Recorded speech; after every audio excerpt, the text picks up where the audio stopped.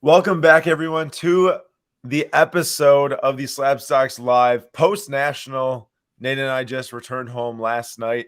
Nate, did you drive all the way back to Eau Claire last night? I did. Oh, boy, that's a long one. How late Drove did you up get to home? Milwaukee and then drove up to Eau Claire. You tired today?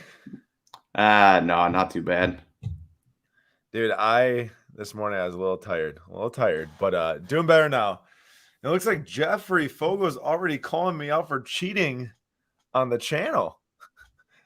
Or on the challenge, I meant to say, on the $20 20-minute challenge, and calling out Nate for being lazy on the ripping a pack. In my defense, Jeff, Vincent led me to believe that there was some really good deals at this one booth. So we walked like 5 minutes over there, and then there were like literally no deals to be had. Yeah, So, and I was using my brain. No cheating. yeah, so it's Vincent's fault. Yeah. On both of our accounts. We blame Vincent. I'm surprised that Sam didn't pressure Oscar into buying some TJ Ford. Okay, the show was awesome. The show was really fun. If you were there, I'm sure you had a great time, or at least I hope you had a great time. By Saturday, I was so burnt out by Saturday after the Wednesday and Thursday, in my opinion, were like the busiest days I've ever seen at any given card show. They're so busy. Wednesday night, the preview was packed. And by the time that Saturday rolled around, when the people who could come, who actually took off, like who didn't have to take off from work or couldn't take off from work, it like wasn't as busy. At the same time, we were in the corner of the show, so it might have felt a little different for us than some people in the center. But all in all, it was a great time, and we're going to talk more about it as we go today. So we got a 30-minute live show. We're going to do a little bit of some recap at the start, and then we're pretty much just going to open up for like open discussion around the show, around the buying and selling at the show, around anything you all want to ask about the show, any questions about some stuff that happened, maybe like right here, the Panini black boxes, anything like that. Let us know, because we'd love to just discuss what you all want to discuss. But, oh, Dwayne in the house. It's very nice to meet you for the first time. So if y'all did not know, the National happened this weekend. This will be the last time you'll see this graphic on a YouTube live stream. We were booth 695, and it ended August 1st, which was yesterday in Chicago. Tons of fun. Shout out to SlabStox Sam for making that awesome logo. We gave out our t-shirts for free on Sunday, and those things went in like 2 minutes.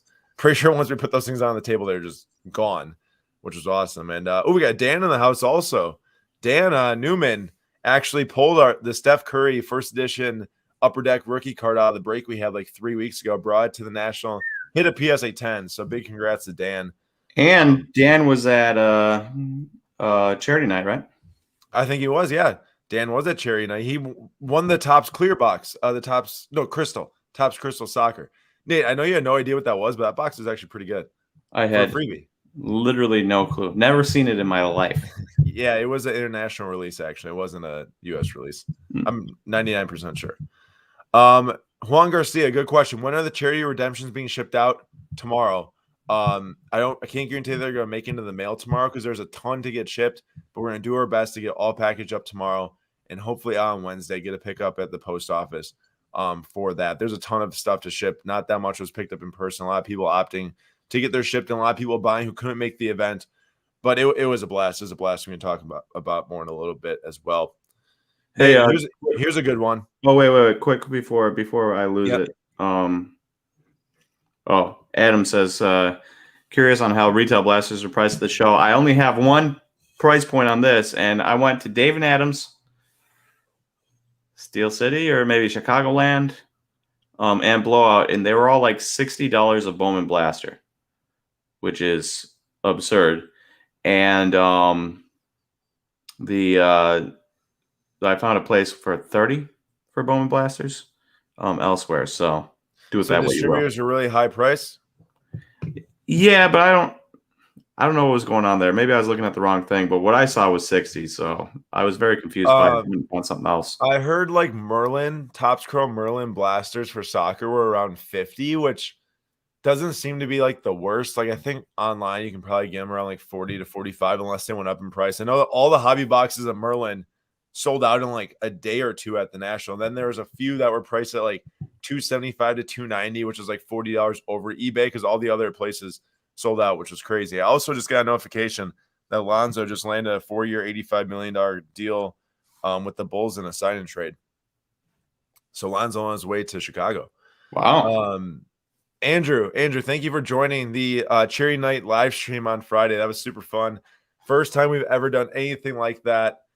So many different moving pieces to plan for that 3-hour event, and I hope we did as good of a job as we could have because it was a lot of fun and super special night and impactful night as well. What's up, boys? Sick logo. Who made it? Andy Warhol.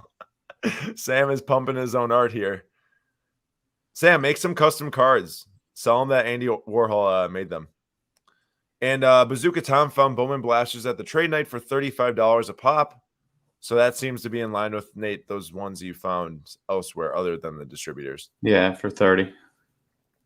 Okay, let's move on to our next slide. So Friday night was, in fact, the Cherry Night. It went from 6 to 9 p.m. Central Time. Learned a lesson so first off, we booked the room in like January or February for the event. I had no idea anything was going on a Friday. All I knew is it was not the trade night. Ryan and Jimmy's their trade show or trade night that they've done for like 5 years straight now. That was not gonna be Friday night, so I picked Friday night. And little did I know, like every single distributor, like GTS and Peach Tree or Peach State, whatever it is. And then there's another one too, I can't remember.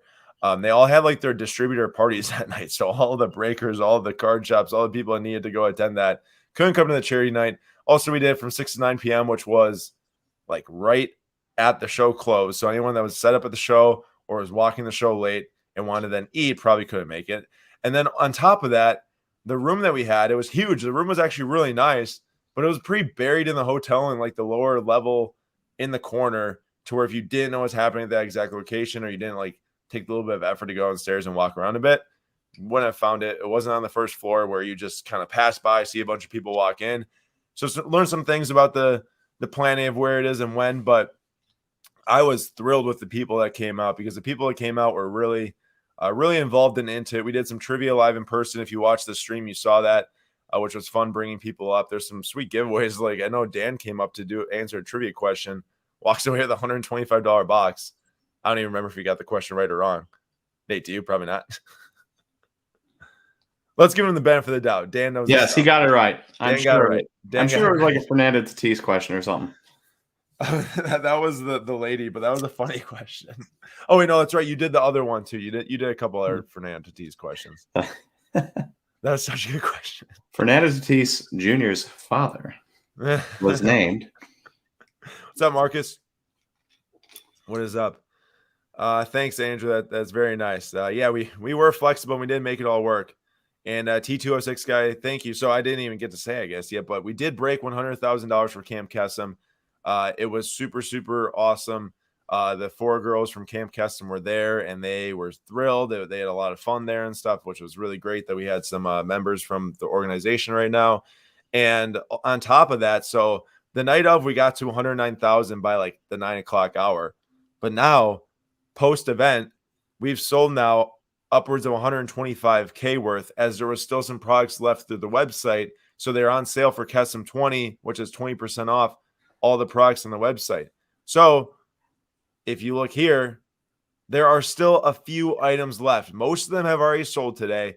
A ton of the items that were left have already sold because people jumped on that Kesem 20 discount code, 20% off. And on top of that, I put a bunch of the items on sale even from their original price. And then we just listed a Prism WNBA blaster box and a 2021 Top Series 2 baseball hobby box because Oren, our guy Oren, he's an awesome guy. I've known him for almost 2 years now into this fall. He actually texted me. He's like, hey, whatever I won, list it back in the website and sell it for Kesem. So he bought a couple of the $100 Kesem redemptions, and we decided to give some people some steals on the website right now. I don't think that these 2 boxes have sold yet. The WNBA actually already sold, and it looks like as someone's watching this, the Series 2 hobby box just sold, like my email just pinged. So both those WNBA and the Series 2 for $60 is a steal and a half. So it is. They go for like 90 on eBay. So we want to hook up some collectors with the win-win situation. And then there's a few more items left too. I think all the wax is sold out, but some of those slabs, once you take off 20% of rare items, honestly, if I was in a better spot to just spend money on something for my wall, I would buy the mantle set and I literally would frame it. I just wish I had some extra spending money to do that with, but I don't right now. It's such a sick set. It's a 19 card set. All of them are PSA graded. It comes with an extra card for 20. And with the discount code, I think it's like 640 for the custom 20 for the 20% off. And that is such a sick wall piece if you have a man cave. It's every single year of Mantle's Topps or Bowman card in refractor form from Topps Finest in 96, all with the protective coating still on them and all PSA graded. It's super sick. So that's available on the site right now. All those proceeds going to Camp Kesem, sending kids to camp whose parents have or had cancer for free. And we still actually had someone else toss in $100 today. They DM me, want to donate. Brock dropped off some slab studs to sell. So those I'm going to have to pull out tomorrow and list on the website. So there's still some more donations coming in. I know someone else's box was delayed that was supposed to be here for the event. So be sure to look at those and take 20% off of that custom 20 discount code to send more kids to camp. I love this. I had the Foo Fighters album, Echoes, Silence, Patience, and Grace as a kid, and I listened to it too much to the point where I kind of destroyed the Foo Fighters for myself. So if I find that, Dwayne, I'm going to look for it, and if I find it, I'm going to sign it and then send it to you as a joke. That's hilarious. That's hilarious. Nate, I had this idea, and maybe I'll just ask you right now. I had this idea that I was thinking like, oh, I want to like give the Kesem representatives like a little token from the night, just to have. And I was gonna give them one of the boxes that we open, like the open box. And I was gonna write like Kesem, like 2021 National Kesem Night, sign it, whatever, send it to them. I had an idea, and you tell me, this is a live question right now, so I have no idea what we should do. Maybe the chat can answer. I had an idea to do that for all 3 boxes, put them on the website, sell them for like $100 each, and then donate all the proceeds to charity. If anyone from the event wanted like a token of the night, who like really enjoyed it or something, and want to get one of the unopened or the open boxes of the Noir, the NT, and the Sterling, what are your thoughts? All the money going to Kesem too. I mean, somebody might be generous enough to give $5 your way. $5, dude. I think if someone was really into it and wanted it and has money to donate to charity, maybe. I mean, either way, I'm gonna send at least one of the Kesem girls probably. So it's just a random thought I had. I think we could. We'll brain blast. All right, got you. I was hoping that if I said that someone say, "Hey, I would buy it." We can send them a Fernando Tatis signed bat. The girls. Yeah, they have no use for the ladies, since the they ladies. are the ladies. You're right. 20+ years old. Congrats on the auction, guys. Do you think you could have had higher bids in the honest if no website issues? I don't think so, because that was an auction through eBay with PWCC. That had nothing to do with the discount code on the website. The discount code did crash the website for like 20 minutes, 30 minutes, but it got back up and so much product sold. It was still awesome. And anyone that was anyone that went to the National or even shopped online this weekend, if you couldn't make it, let us know your best pickup from the show. Right. I'll show you mine. Nate's going to grab his right now. And Ziggy, thank you very much. That means a lot. And no, they can keep it called Camp Kesem, but I'll go there and check it out. I can't wait to see the kids there. And T206 guy, did the 1991 attendance record get broken? I heard the pre-sale tickets might have broken the record, and then I heard on day 2 or day 3 the record might have been broken. I heard that on the main stage they announced at the show that the attendance was broken by like Friday. So I think that was a yes and probably a far and away broken. Nate. I have no idea where Nate's going. Nate is long gone. I'm back. I had to go find the box. Well, for starters, I flipped a Julio Rodriguez Mojo PSA 10 and a Marco Luciano Mojo PSA 10 into a Wander and $50. Felt good about that. Nate, do you still have your other one? So now do you have 2? I like Pumped that. about I it. heard you say that on the Vover today. I had no idea you got that. Also, when they were 200, I flipped it and they were like $275. And now the last couple are all like 325. So interesting. And then I picked up this Wait, little bad let boy. me increase the screen here. Go ahead. Oh, yeah. Wait. Let me pull it out of the. I picked up this little bad boy, the Brewers' best pitching prospect. Oh boy. Found his Superfractor at the glare. The glare from this window is pretty bad. That is But crazy. That is crazy. found it at the show, bought it, probably paid too much. Nate, Couldn't care less. I don't think you paid too much for that. Well, I mean, the last orange got popped for 200, Oh, so how in the world will you pay too much for that? That was, but the orange before that got popped for like 70. well, if the last one was 200. Yeah, but it's buy it now. But So, I don't know. listen. Even if it's 70, Super, do you care if we say how much you paid? Yeah, it's $400. Yeah, so Super at 400. If the orange is at 70, that normally, Nate. Normally, I think it's like 10x orange or something, or they say like 100x base. Oh, So if a base is like $10, 1,000, like that was a good deal. I'm pretty sure that was a really good deal. Just like thinking about that, everyone rate Nate's deal, guys. Rate it 1 to 10. He paid 400 for the Aaron Ashby Superfractor Auto, 1 of 1. Drop a number in the chat right now, 1 to 10. I'm gonna come back and look once I go grab my favorite pickup. I like it. I also like everyone that's saying it was a good price, because part of me was like, I don't know, a Super for 400, that seems like a steal. But then I wasn't quite sure, but I was like, I have to have it. I have to have it. So I bought it, and I'm pumped about it. Rob, you want to buy it? I don't think I want to sell it. It's one of those things where the Brewers always have really good pitching, and everyone they touch is like becomes an absolute star. And I'm not saying Aaron Ashby will become a star, but I could see him having a good like 5-start stretch, and all of a sudden it's gonna explode. So Oh, I see some 9.5, some 10s. Oh, Bazooka Tom wrecked you with a 7, dude. jerk. Solid 10. All right, here we go. I grabbed my favorite pickup. So I went into the show, and this was one of my favorite cards right here. Mason Mount Impeccable RPA, number out of 35. Very, very tough to find. I bought the last one that was listed on eBay, the patch auto of 35. There is, and this was it. There was right now there's a like jersey auto numbered out of 25. I've never seen any numbered out of 25, but it's just a jersey auto numbered out of 25 on eBay for like 5K, which is overpriced.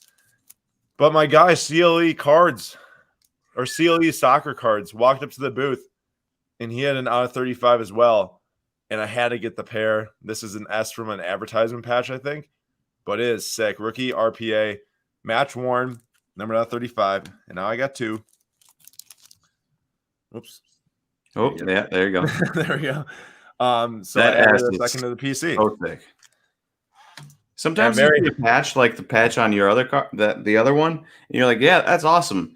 And then you see a significantly more sick patch, and all of a sudden the other patch seems lamer. Wait, do you like the S more? Oh yeah, Dude, I like the other one more because it has the double color blue. I don't know if you can see it, but I couldn't see it. I just like when it's like a defined thing within the patch instead of just like a segment of something. yeah. Does that make sense? Like you get the whole S, which is sweet. Yeah, no, this was like a perfect setup. It's just like an S right there. But yeah, I'm a huge fan of those, and hopefully gonna get some more in the future. They're awesome. And I will say this.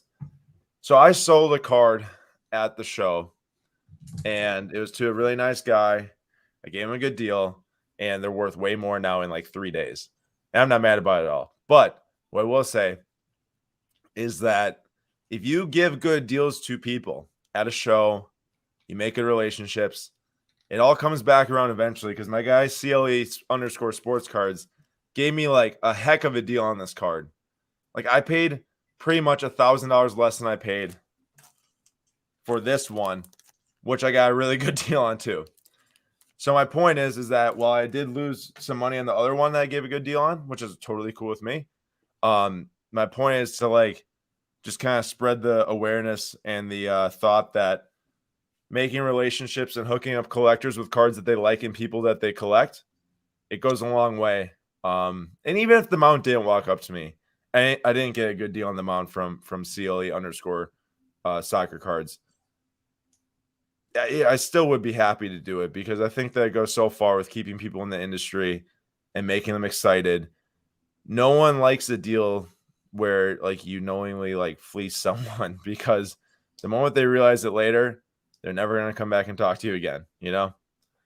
And I subscribe to that opinion very, very much so. I agree. Hey, Ziggy, we were a pro Ziggy YouTube channel before this point, but now we're really a pro Ziggy YouTube channel after he just gave his World Series prediction. So Ziggy, I agree. Brewers, World Series champs. And you know, here's Magic. So nice to see you guys gave good deals considering most dealers are still looking at old overpriced comps. Let's get into a little bit of discussion around that. First off, Magic, I saw you say earlier, oh, what's up, Aaron? Congrats on the big cherry night. Thank you. I forgot to say thank you. So the first 3 days of the show, I sold like 95% of the dollars that I sold of the entire show. The cards I put out there that I was willing to move and to give good deals on, they sold fast. Like if you put your cards out there for nice prices and had nice cards, they were going to sell. There, people came with cash to spend because they traveled that far. Now, the last 2 days for me did not go well selling because I had too high prices on them, but not because I didn't like, I was trying to like rip people off. It's because I don't want to sell them. Like they're collector's pieces for me, and I don't want to sell them personally unless I'm getting a nice price that is motivating me to sell. So I wasn't like upset with it or anything that they didn't sell, but it really showed me like, you know, if you put your stuff out there at nice prices and cards that people are interested in and scarce and stuff, like they will sell and they will move. And Bazooka Tom, you know, pull that up, Nate. Cubs win World Series 21-21. Call in now. It might take that long for them to get good again now. But now on to the second part. Sorry, the second part of his comment here. Dealers pricing their cards high with old comps. So there's a couple different things about this because I read a comment today on our video, probably our $20 20-minute challenge, that said, I heard too many people were asking too much money, shows that they don't want to take a loss and that the market is super unstable. So two thoughts here. One, if the market was like unstable and people like didn't believe in it, they would be selling at losses all day, right? Just to get the cash out. Like to me, if people are willing to price their cards higher to not sell them, then they'd rather hold them into the future. And then it probably shows that there's more confidence in it than if people were just fire selling their cards. Like if you were a dealer there, you literally could have put out your cards at like 85% of eBay comps and every single card would sell. If it's something that's not just like a super undesirable, whatever, like a trash player or something. Mm-hmm. So that's one thing. The other thing is that I don't know, Nate. I don't know if you noticed any of this. I didn't do enough walking around the show, looking at prices, looking at from one day to the next day. But did you notice any trend in dealers like marking their cards down as the show went? I know you would probably have to specifically go and look at the same booth twice to really understand. But did you get a feeling that any booths were like getting better prices throughout the weekend? I know one guy that did. Who? Our guy Trees. What did he do? He had Sharpie marked over the old price tags. He was dropping prices all weekend. On stuff he just didn't care about and was willing to move. I did see Jamil had like a 50% off, like a $1, $5, $20, $100 bin type of deal. And he dropped it from 50 to 70% off the last day, I think, or the last 2 days. So I think if you are willing to stick out the show and do some work, that the last few days would have been pretty beneficial. I know we're coming up in 25 minutes here, so we got a little bit of time left. But I will say that another thing I noticed was on the last day, actually last 2 days, I had so many people walking up to me, and Nate too probably. Hey, are you buying? Are you buying? Are you buying this? Are you buying that? They're not looking to buy themselves. Do you buy? Yeah, and they're not looking to buy themselves because everyone already spent all their cash in the first 2 or 3 days that they were there. And I already spent my cash on the 2 cards I really wanted. And my answer was, no each time, just because I couldn't spend any more money. But I did hear if you were a dealer there and you had massive capital, you could have bought some insane deals and flip them probably very easily online this week. I heard of buying between 60 and 65% as a dealer, that people were actually walking up and selling 60 to 65% just to get cash in their hands, either to spend that same day or to take home because they bought other cards and they just want to get rid of them. So I do really think that this isn't our main thing. Like buying and selling cards is not something we do regularly. Like it's just for myself personally, I collect cards. I collect Mason Mount a lot. I have other soccer cards I'll buy and sell to help me buy more Mason Mount cards. It's just kind of a fun thing for us to do to be part of the hobby. A lot of other people that this is their main thing. Like they go to the card show to buy and sell. That is their goal. Jamil, well, I mean, obviously Jamil goes to network with people, but he is there to deal. That is what he does. That you could go with a lot of money and do insanely well if you have a table. And being on the opposite side of the table, you get tons of leverage with someone that walks up because there are a dime a dozen people walking up trying to sell. I don't know how many people I turned down. Probably a couple hundred throughout the weekend. And we're in the corner of the show too. We were in the dead back corner. Imagine someone like Jamil's booth. How many people he either spent money on or turned down, Yeah. And yeah, it was interesting. Couple interesting things for me. There was I have one here if you want me to talk right now. Well, it was right there. I'm looking at this one from Timo really quick. How is it trading up? Do you get a better deal with cash or cash and trade? The 2 best deals I made the entire show. My dad's into some soccer and Formula 1 cards, and we were working together at the show. Super fun. Super, super fun. My dad and I actually split our first card together. We both traded into a Verstappen Sapphire Purple out of 10. Really awesome card, and it's actually very fun because now we both own a card together. But I was doing some deals for him, and going from card to getting other cards back and cash was super, super really a really, really good thing because I got a couple a Neymar Kaboom in at a couple $100, and I sold the Neymar Kaboom for $700 and turned a card that was maybe worth $400 to $500 into a $900 deal, and then pulled another deal that brought in some Verstappen chromes that we sold for $600 and then got $300 cash on top of that. And if you can really work the trade up game, I know being a dealer is different than being someone walking around. It can go quite well. I found it. Dwayne says, my first national, first time buying vintage baseball. Seemed like many of the vintage dealers didn't want to move at all off comps, even if they were way over recent eBay sales. And Vincent and I walked around looking for his Mantle PSA 2 that he wanted from 56, 57. And now I can't lump all vintage dealers in because we just didn't get around to all the vintage dealers. That being said, nearly everyone we went up to had cards that we were looking for. Their prices were, if it was really cheap, $250 over, a $500 card, and they're lowest I'll go is $750, and then all the way up to some of those cards were $800-900 over comps, and you're just it's at that point where you just know it's not even worth. It's not even worth. If it's that low of a price card and it's $250 over, not worth dealing with. If it's a higher price card and it's $900 over comps, and we're not talking high, we're talking $1,000 here, and they have it for $1,900. That's when just walk away. It's not even worth dealing with those people because you'd have to talk them so far down just to get them to the last eBay comp, let alone to a decent deal for both of you. So that was my experience with the vintage market. I definitely don't think it was a place to buy vintage if what I saw held true throughout the whole thing. And then there was one more, and it was about Hedberg. Where is it? I saw it. I got Nate. Oh, there he is.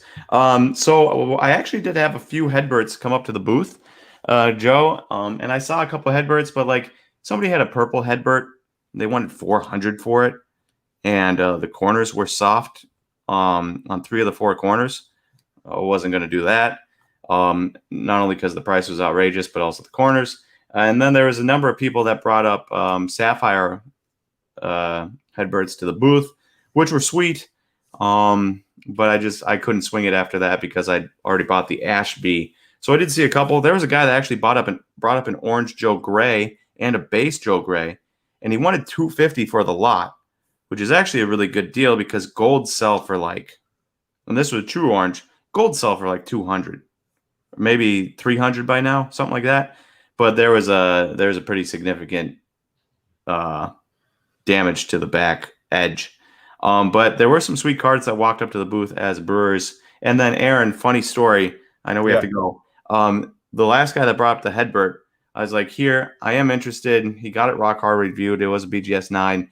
And I was like, I just don't have the money right now, but I'll follow you on Instagram. And if I get the money later and you still have it, I'll hit you up. And then he's like, all right. I was like, here, why don't you just type it in? He's like, oh, okay. And it was Dying in Designer. I didn't think anything of it. Called it a day. Then he sends me a picture of it just so that I have some reference point. And all of a sudden, there's a blue check mark by his name. I'm like, oh, that's weird. And this guy's in a band. I don't know what he sings. I'm assuming it's like he had half blonde, half black hair. So I'm assuming it's like some punk rock. Like I was gonna say, he actually looked like a rocker. Yeah. So I'm assuming, but I don't know. But that was interesting. Just a little like, oh, this guy actually, and he legitimately had crowds in his pictures. So that was pretty cool. That is awesome. I saw Magic. Thank you for grabbing that, Hank Aaron. As a PSA 6, I don't remember what year it was, 63 maybe. That sold. Thank you for grabbing that with that 20% off coupon. That was a good deal. It was. And I don't know. There's one more thing I was going to pull up here. Nate, do you say Card Guy Cody? It's good meeting you too, brother. I'm glad we finally got to meet. I know we were trying to meet up in Dallas, but really good to meet you. Nate, are you taking off? I know you got a lot to do. I do have a lot to do. All right, if you do, I'm going to hang out a little bit longer, okay? So don't end the meeting. Don't end the broadcast. I was itching. I was itching already. Don't end the broadcast. Just leave the studio. I'll hang out a little bit longer and answer some more questions. So, wait, Nate, one more thing before you go. Thoughts, 30 seconds. Oh, PSA or Topps Chrome Sapphire cards base are so much more expensive than just regular Topps Chrome base. But then from that point, the colors are not as expensive as the other colors, and this Superfractor is not nearly as expensive as I thought it should be. So $54,200, I get it. It's all a risk and it's a gamble, and it's probably insane to spend that amount of money on one single card. Feels like a good deal to me for somebody, a good deal to somebody that can't actually afford that card. But yeah, I like the deal. I do hate that it looks like the regular Topps Chrome. Nate, that's totally why they switched to the Paperdasha, right? Because it's like, why is there the exact same looking card, just a different card number, probably? The exact same looking design. It's like, that just makes no sense to me. So it's like two of the same card, but it's different, and it would have been way higher. It definitely would have pushed over 100K. I feel like if it wasn't the Sapphire Topps Chrome Super. And we're talking about Vlad Guerrero Jr. for anyone that's listening on podcast, 54,200. And yeah, Card Guy Cody, that is a Topps Chrome Sapphire card. Yep. All right, Nate, thanks for those thoughts. Great deal. Thank you, everyone, for listening to me ramble on for 30 minutes, and enjoy the rest of the show. All right, Nate, see ya. Okay, I'll hang out for a bit longer. Nate is actually getting married on Saturday, and I have to be there on Friday for the rehearsal dinner. So I'm going to let him get to it. I know he has a ton of planning to get done with the wedding coming up. I'm happy to hang out here and answer any more questions you all have about the National. So toss questions into the chat. Anything, literally anything about different grading companies, like whatever you all want to know about the show, throw it into the chat, and I will try to do my best to answer. I will say this. I did submit a card to PSA when I was at the show. I was not planning on it. I know that the lines were hideous the first day or two. People were walking up with like stacks of cards in their hands and in boxes to submit at 250. But I did go up on Saturday morning, I think. So I hit a Jude Bellingham Merlin orange auto out of 25 rookie in a break. I never joined breaks. I joined a break for like the first time in forever. And I hit one of the top cards in the set. So I go to PSA. I wait in line 40 minutes because I have to print out my submission form because I didn't get to it with all the craziness of the charity night and everything. And I got a 9, although the centering was amazing. Thought I might have gotten a 10. I got a 9, which I was happy with, though, because I got in a break. And I ended up selling it the same day or Sunday by the end of the show, which was cool. But the main point about this is I paid $250 to get graded. That was the cheapest you could grade at the National, and it was guaranteed by the end of the show. Now, there's also an option for $600 by the end of the day, which I was not going to pay, of course, for a card. That's, I sold for $1,100. But I paid the $250, and it actually came back by the end of the day. So my question is, people are paying $600. Do they get a refund? Do they just get it like 2 hours quicker than mine came back on the same day?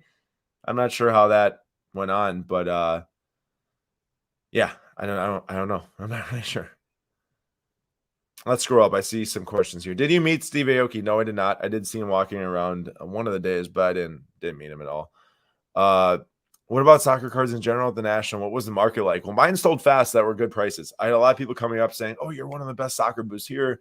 You're some of the only soccer I've been seeing." I have a nice soccer collection because I love it. I've been doing it for 2 years now, but I was not nearly the nicest. There's a guy, I think his name's Miami Soccer Cards or Miami Sports Cards, that has an unreal collection, way bigger and better than mine, like way, way bigger and better. Austin from U.S. Soccer Break, shout out to my man for donating for the custom night. His soccer collection's unreal. Cyrus from Soccer Breakers FC, his soccer collection's unreal. And they shared a booth together, so that booth was just unbelievable. And then there's for sure a couple other booths that are better than mine. But the main point is that people came up, they did ask for it. I did sell pretty much all the stuff that was well priced that I was willing to part with within the first like 2 to 3 days. So people are looking for it. A lot of people came up looking to trade and sell it too. And yeah, it was fun. Do you touch on the black boxes? No, Nick Foles, I did not yet. Black boxes from Panini, Eternity or Redemptions, or ones that have expired or whatever, or haven't been redeemed yet. You get a card that was not released in packs. They weren't serial numbers, so they put a sticker on the back. It says black box 1 of 1 or white box 1 of 1, depending on what it is. Sometimes you get really good cards. Sometimes you get trash cards. I didn't do it at all. I did 2 years ago and got like a Juju Smith-Schuster auto and a Christian McCaffrey patch. I don't value them nearly as much as I think some other people do, just because it's not serial numbered and it wasn't released in a pack. But there still is value to the cards. So I'm not saying that they're not worth it all.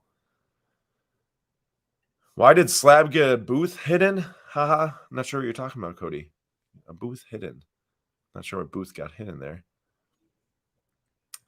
Oh, Dwayne's coming to Crash Nate's wedding. Any more Formula One? Yeah, definitely. Might do some more. Well, first we need to grade some of the cards we have, but definitely looking at some more.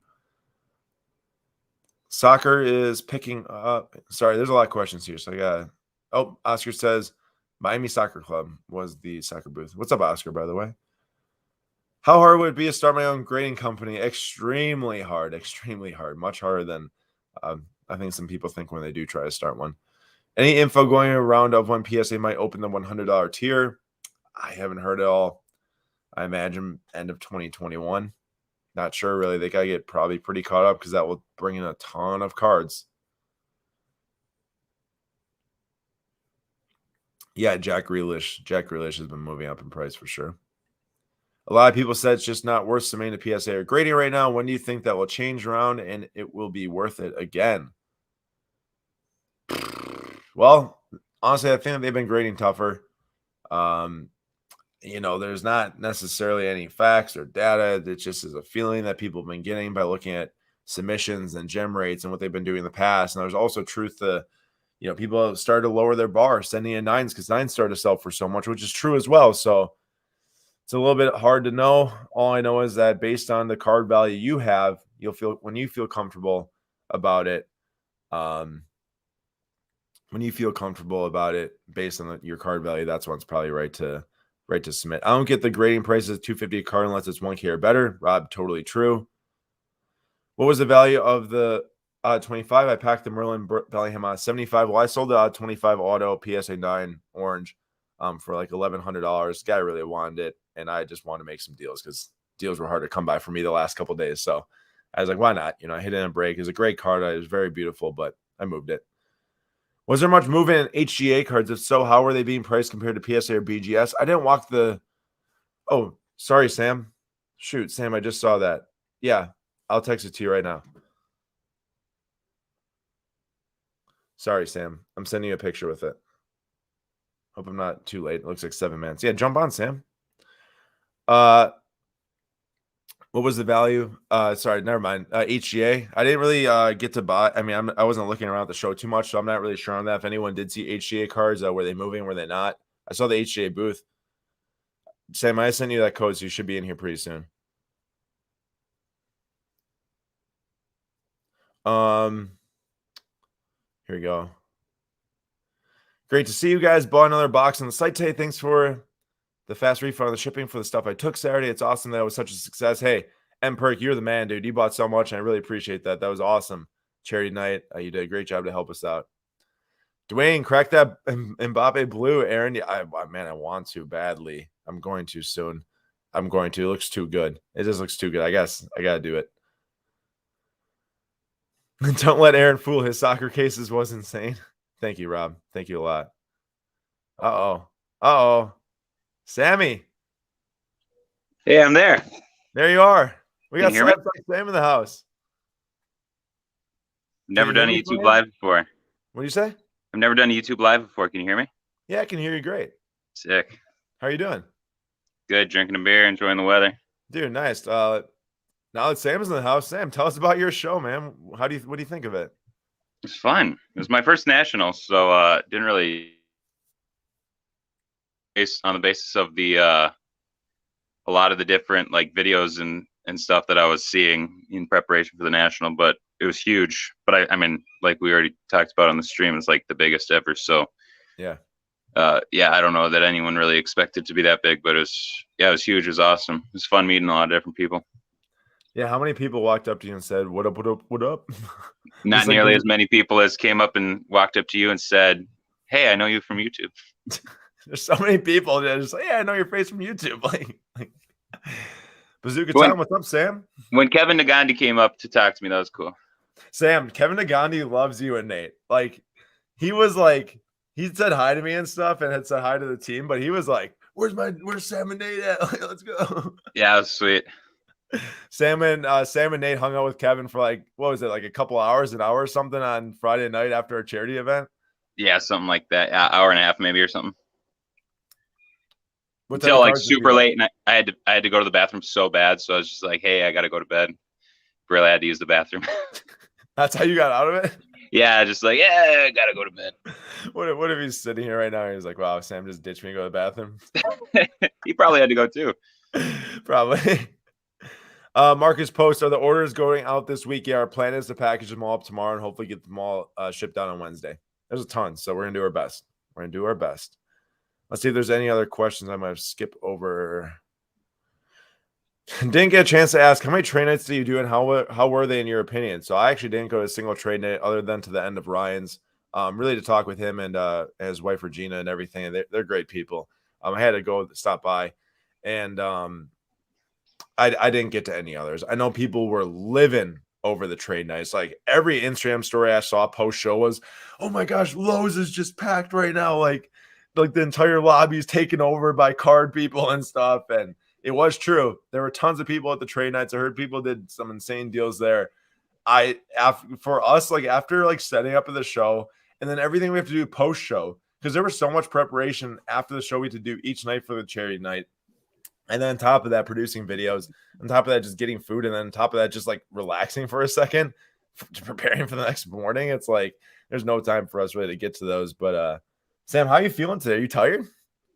Yeah, I've like fallen asleep on the couch or on the recliner like twice throughout the day. So, which is unusual, but I'm on vacation right now. Usually I don't get the chance to do that. So I was going to say, like, you wouldn't even really have the chance to do that normally. Yeah, normally not. So it's been good. I like what shoot, where did that go?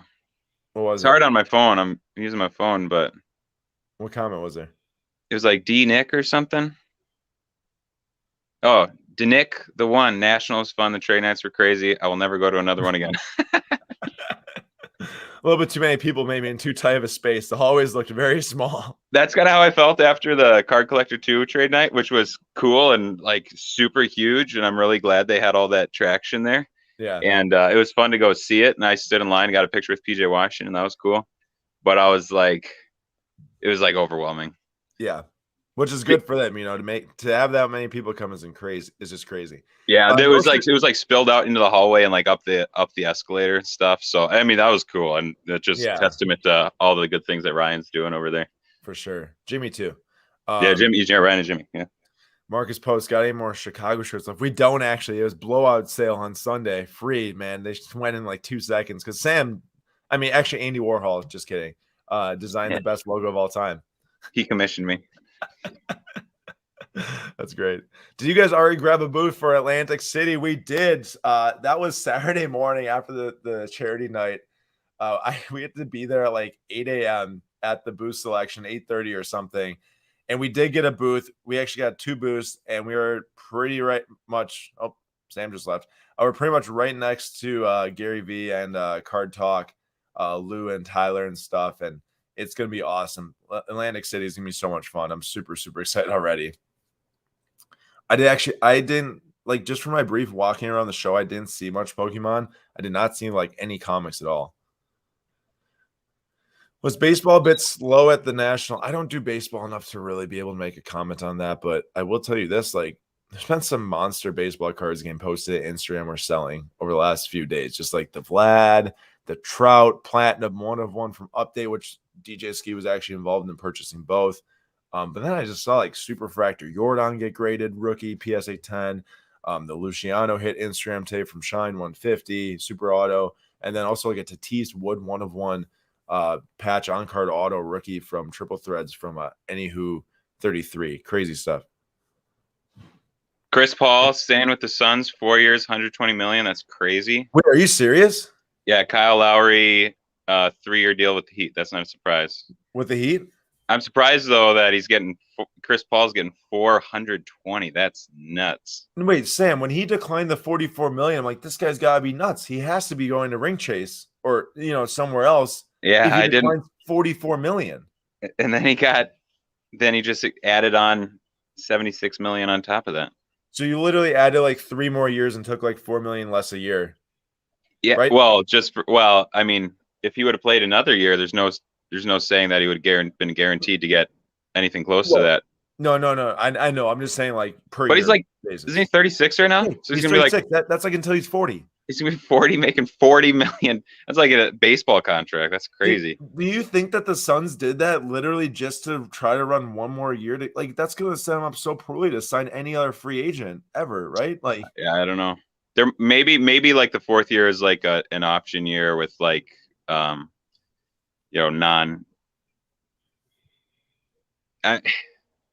must be money in the 4th year that they might not have to pay.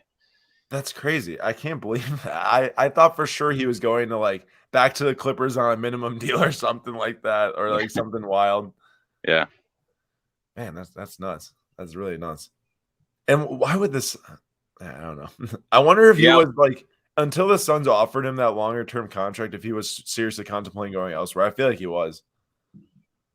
Yeah, it's crazy. It's crazy how the Bucks last year got dinged for tampering, for agreeing to deals beforehand, and even got we're told you can't make that deal, and then it's got a 2nd-round pick taken away. Yeah. But then Rich Paul and Lonzo Ball, they had the quickest 5-second negotiation, 4 years, 80 million to get him to the Bulls. It's like, wow, that was super quick how they did that. So props to them for doing that in 5 seconds without tampering. Who went over to the Pelicans on that deal? I haven't seen the other terms or the other side of that terms yet. So who's gonna be the PG for Zion this year? I don't know. No idea. Because Bledsoe's gone. Yeah. Kyra Lewis? I don't know. Oh, that'd be cool. Yeah, it'd be cool if it's Kyra Lewis. Yeah, or Kyra Lewis, however you say it. And Perk, I saw one. Oh wait, that wasn't what I meant to click. But he saw some comic books and a few Pokemon cards. People need to know how hard you guys worked for the event, and it went pretty smoothly considering you guys aren't used to putting on a production like that. First off, thank you for the kind comment.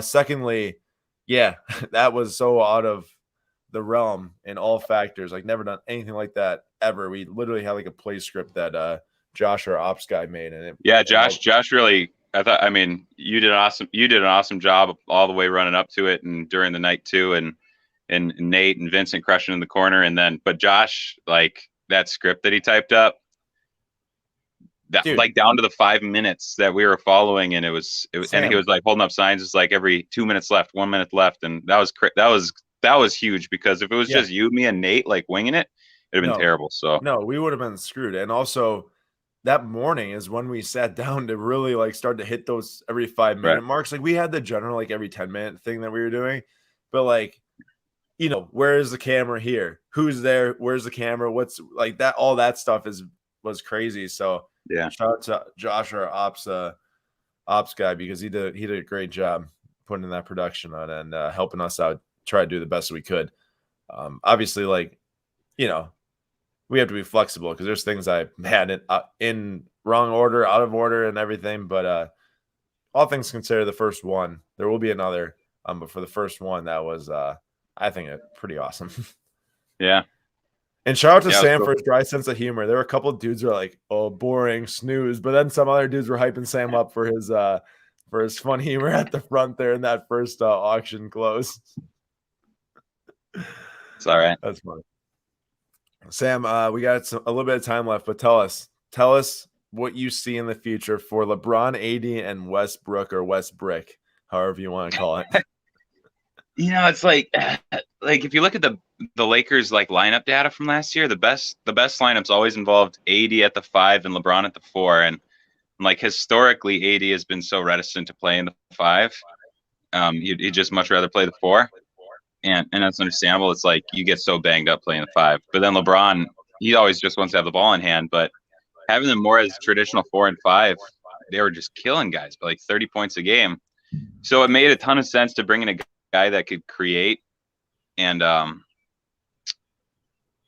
the point, but it's just like, oh man, I don't know what to make of it. It's obviously it's not 2008 anymore, 2010. So it's like Westbrook's, you know, clearly on the other side of this, and really at this point in his career, I really wish that Westbrook would just kind of turn into a sixth man and be like the best sixth man in the league. But he's probably like 3 years away from even approaching that. But yeah, I don't know. If anyone can get Westbrook to rein in some of the crappy shots, it'd be LeBron, I guess. So we'll see. My thoughts are there had to have been some tampering for the Lakers to go up and trade for Westbrook before the signing started. Why would they not rather take a shot at signing Chris Paul unless they knew he was about to get a long-term extension? Oh, yeah, there's no doubt. Like, there's just no world that they'd make that trade when they could potentially, if all things were as they should be, sign Chris Paul. Also, Sam, I kind of got lost last summer with the whole Bogdanovich thing. That was the league that just said, hey, no trade. Like, it doesn't matter. Like, what Bogdanovich says the Bucks say. It's not really Bogey's fault, right? Yeah, it was. Yeah, it was the league. Out, did he? It was the league. Well, you know, it's like the league was like no trade. So then, and it's like there's nothing. I mean, only Bogey, the Bucks, and his agent know for certain. But then Bogey was like, "Oh, we never had an agreement on the table. I didn't know anything about it. Blah blah blah." Except he had spent the entire summer up to that point working out with Giannis, in wherever they were working out at the time. Giannis and Thanasis. It's kind of like a save my butt type of deal. Yeah, I mean that's kind of how I read it, but who knows? Yeah.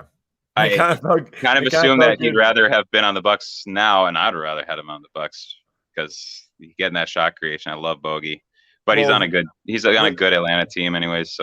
So we would have had to trade Dante and what was it, DJ or something that went?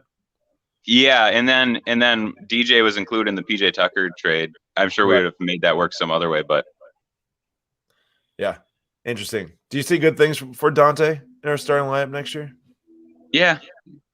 I think there was a number of things that popped up that it would have been nice to have Dante around for during the playoffs. There was like you had PJ out there, and if you couldn't keep up with the guy, you put him on the bench, and you brought out Pat, and Pat was doing a good job rebounding and shooting 3 or 4 times a game. But it would have been nice to have one other hustle player that could keep in front of a guard. Well, And the that's tough what thing, Dante does. the tough thing was, even if you wanted to spell anyone, and if it wasn't PJ or Pat, it had to be Bryn or Jeff Teague. I would way rather have Dante eat up a bunch of those minutes. Yeah, right. Yeah, all those Jeff Teague minutes would have gone to Dante, and we would.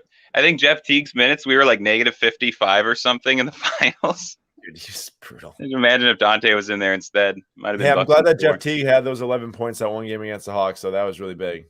Yeah. Sam, Darius Garland, 2 seconds.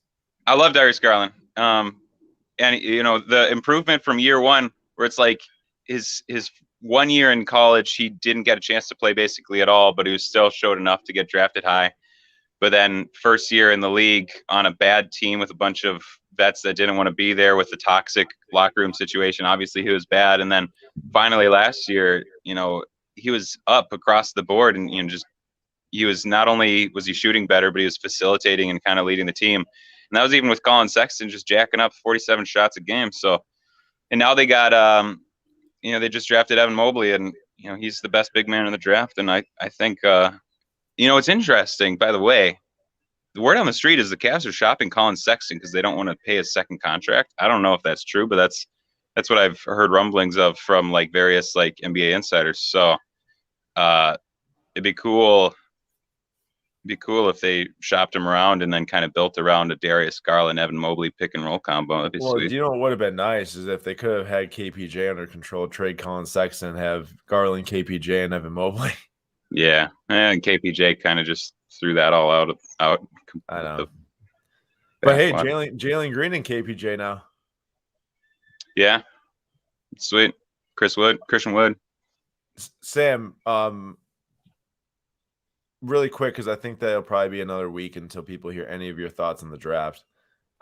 Cade Cunningham at number 1. What do you see in the future for his cards compared to the previous top selections in the draft? Obviously, I'm just going to go here and say LaMelo, since his cards are more expensive than Anthony Edwards, but Zion, LaMelo, and now Cade Cunningham being like the top chase cards in the draft. Like, how does that stack up? And are we going to see hot product next year? Did you see Panini's Cunningham college autos on their website yesterday? I did not know that. Did they do the Panini instant stuff? Yeah, out of 99, $999. Did it $999 for 99? Yeah. Sell out in like 2 seconds? I'm not. Well, they weren't sold out when I checked, but it was not too after. But they'd sold out of 10. Orange out of 10, and then I can't remember what the other parallels were, but you know, they sold out of all those. I assume they're sold out now. Yeah. But it's like it'll be better than last year's set, where we didn't know for a little bit of time and who was going to be like the premier star in that class. It'll be much closer, like Zion and Luka's classes, where and he and Jalen Green, they'll really carry that set. They should both be just extremely good. How do you see the second best? Because if you look at the last two, obviously it's LaMelo and Anthony Edwards, and then it's Zion and Ja, and then Luka and Trey. If you go even one step further, do you see Jalen Green being on that level with all those other players? Oh, sorry, I just like added Rookie Mania. I didn't mean to click that. I was trying to scroll. And sorry, what was that? Say it again. I was just saying, like, compared to the last three classes and releases, where you have, you know, LaMelo and Anthony Edwards 1 and 2, and then you have Zion and Ja 1 and 2, and then Luka and Trey 1 and 2. Is Cade Cunningham and Jalen Green 1 and 2? Are they on that level? Yeah, no, I think so. And you know, the nice thing with Cade as the guy who's really carrying the class versus Zion, like Zion came out with as much hype as anyone, you know, since LeBron, much more than Luka. But you know, the nice thing for Cade, just like with Luka, is he's the guy with the ball in his hands. You know, he's going to be dictating that offense, just like Luka did. So Zion, you know, he hardly ever had the ball in his hands coming down the court or, you know, running the offense. So to have a high-profile first overall pick who people have great expectations for, and then have him actually with the ball and running a team, you know, it's probably going to be meaning that his market's really good. Especially, I assume he's going to be very good off the bat. Kind of a 3-level scorer and good passer and everything else. So especially if he reignites the Pistons franchise, like taking a franchise, I feel like that's been like down in the dumps for like a decade type of deal, and making them like a household name potentially again. Yeah. Like that's a big opportunity that if you come through with it, that's big. Yeah, I agree. Magic. Aaron, breaks next week. So tomorrow we're doing full shipping of all the custom redemption. So we won't have breaks tomorrow. But we will have them the week after. We are probably going to be posting product for the Tuesday after tomorrow, which would be the 9th or the 10th. Then probably posting that product on Wednesday or Thursday. I'll send an email and post to social when that's live. Yes, we're gonna be getting back to the breaks. Took pretty much the entire last 3 to 4 weeks off to really blow up the cherry night as big as possible. So. Of course, for us to still be sitting here with you all and coming out with as much free content and free platform as possible, we do need to get back to the breaks, and we would love to have you there. If you have come to our channel or enjoy what we're doing, we'd love to have you join our community going forward. And we do really appreciate all the support with the cherry night and anything. Didn't see much soccer at the National. We heard that so much, and then everyone was coming over our booth because they were like, "Oh, you have the best soccer here." Yeah. And then Aaron would leave me to man the booth alone sometimes when he was trying to set up for charity night, and people would come up and ask about soccer players or ask about trades, and I was like, "Guys, I got no idea." You want to talk Pele? I didn't come to the show until after 12 on Friday because I was doing so much with Josh just to get ready for the charity night and planning and stuff. And I come back and say, I'm just like, dude, I don't know what I'm talking about. I was dead after that day.